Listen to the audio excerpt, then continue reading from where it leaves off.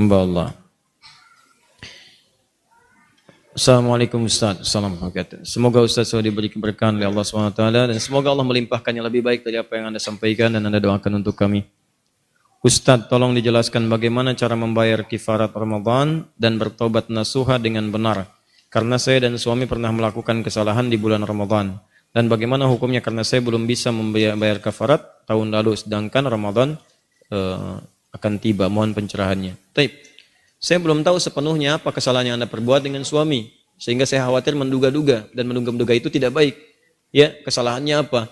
Nah, khawatirnya nanti saya duga kesalahan suami istri berhubungan misalnya di siang hari. Atau ada kesalahan yang lain, atau ada utang piutang. Sebaiknya diperjelas dulu. Kalau misalnya kesalahannya adalah kesalahan yang dimaksudkan, adalah kesalahan terkait hubungan suami istri di siang hari Ramadan, maka dilihat apakah itu karena ketidaktahuan ataukah dengan penuh pengetahuan dan secara sadar meyakinkan dilakukan. Kalau sadar benar itu tahu, hukumnya tahu, kemudian dikerjakan, maka 3 alternatifnya. Ya, membebaskan budak, yang kedua kemudian memberi makan 60 orang miskin atau puasa 2 bulan berturut-turut. Turut-turut.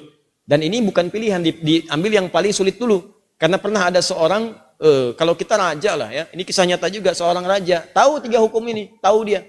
Maka dia sengaja berhubungan dengan istri di siang hari Ramadan. Sudah selesai, dia panggillah seorang mufti. Aku kecelakaan katanya. Kecelakaan, aku melakukan hubungan. Tolong Anda kumpulkan 60 orang miskin, saya mau berikan. Ya, apa kira-kira kafaratnya? Benar seperti itu? Kata muftinya, mohon maaf Baginda, yang Baginda simpulkan kurang tepat. Yang harus Baginda lakukan sekarang adalah, mohon maaf, Baginda harus puasa 2 bulan berturut-turut.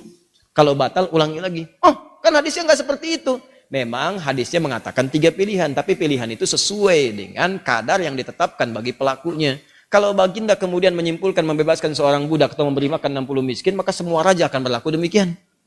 Karena dia punya kemampuan. Enak aja siang-siang berhubungan, habis itu kumpulin orang miskin, kasih.